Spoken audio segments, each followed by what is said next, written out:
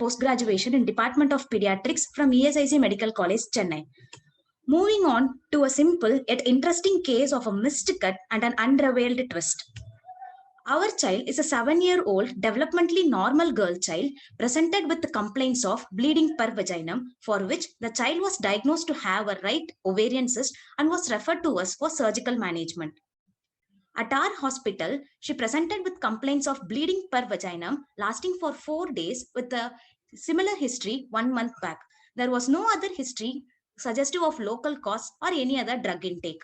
There was a past history of right focal seizure 1 year back for which they didn't seek any medical advice. She was born second to a second degree consanguineous marriage with no family history of early puberty or thyroid disorder. On general examination, she had pallor, a dry skin and a grade 1 goiter. And her Tanner staging showed telarchy with no pubic or axillary hair, and her sexual maturity rating was stage 3. Her vitals were stable and her height and weight were within normal centile. Moving on to the systemic examination, her cardiovascular system and respiratory system were normal. On per abdomen examination, there was a large, soft, non-tender mass extending from the right iliac fossa to a suprapubic region of size 9 cross 10 cm. A genital examination showed no evidence of active vaginal bleed or injury, and she was neurologically normal. So with the clinical presentation of precocious puberty, either it could be a central precocious puberty where the following sequence follows, which is not seen in our child. In the case of peripheral precocious puberty, where the usual sequence does not follow, which is quite similar to our case, where the child had a telarchy and a menarche. So with the clinical background of peripheral precocious puberty and an ovarian mass, we finally suspected to have a ovarian secreting, estrogen secreting ovarian tumor, which could have caused the peripheral precocious puberty. And also the child had a grade 1 goiter and a past history of right focal seizure, for which further evaluations were planned. Her baseline blood parameters showed anemia with a normal coagulation profile. So on further proceeding with the investigation, we did a basic baseline hormonal assay, which showed low levels of LH and elevated levels of FSH, prolactin, and a very high levels of estradiol. And the screening for tumor markers were negative. Her ultrasound abdomen showed a right large complex ovarian cyst, and a MRI abdomen also showed a right ovarian benign cyst. As a part of precocious puberty workup, we did an X-ray to estimate the bone age. Surprisingly, contrary to our expectation, she had a delayed bone age of 2.5 years, which was contrary to our expectation, where we would expect an advanced bone age in case of precocious puberty.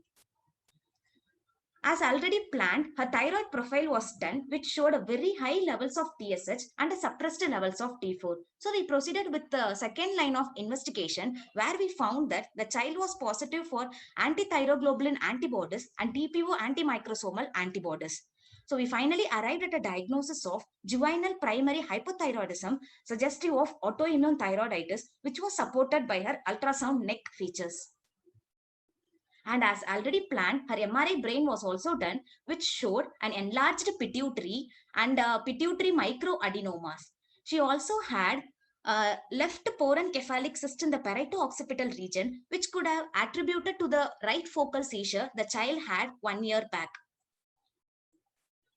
So when we try to assemble this complex puzzle of isosexual precocious puberty, right ovarian cyst, the delayed bone age, with the pituitary adenoma and enlarged pituitary, along with the hypothyroidism, our head-breaking puzzle was finally solved with the diagnosis of von Wich-Grumbach syndrome.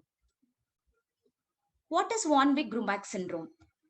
We all know the glycoprotein hormones such as TSH, FSH, LH, and HCG share a common alpha subunit and a different beta subunit.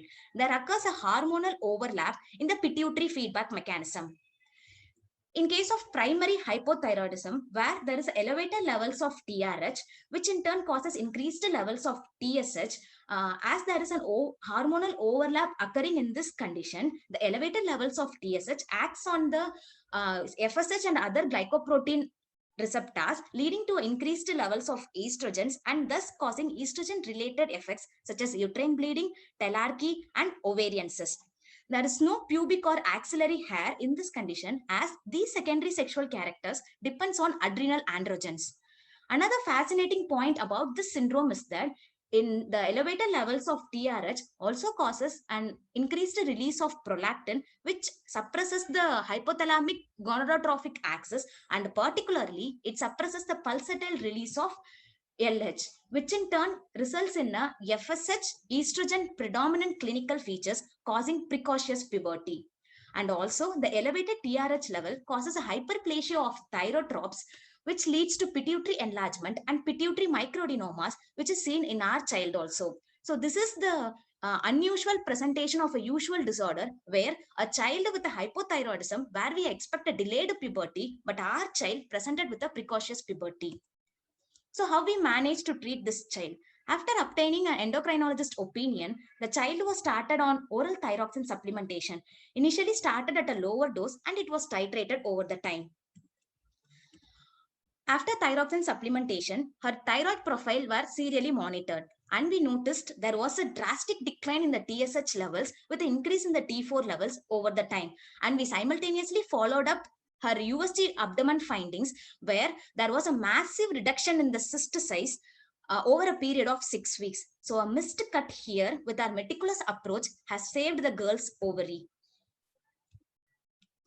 So what are we trying to emphasize from our case is that a fresh look into every case with an independent clinical assessment and not relying on a pre-labeled diagnosis will go a long way in avoiding the miseries of mismanagement. And a stepwise meticulous approach prevented the potentially disastrous surgical removal of an ovary in this child. A delayed bone age in a sexual precocity always warrants an evaluation for hypothyroidism. All benign ovarian cysts need workup for hypothyroidism, inclusive of unilateral ovarian cyst.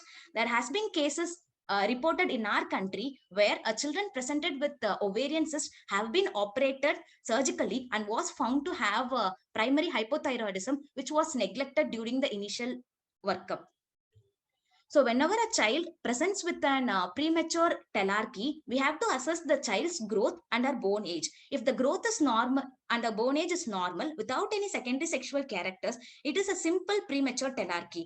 If there is a short stature or a growth delay with a delayed bone age with the features of hypothyroidism, it could be a von Wijk-Grumbach syndrome causing pseudo-precocious puberty. When the child has an accelerated growth with the advanced bone age and the presence of other secondary sexual characters, which is evident radiologically, we proceed with the GnRH stimulation test, which could be used to differentiate between the central and the peripheral causes for precocious puberty. Here are my references. Thank you. Lovely maintenance of time, actually.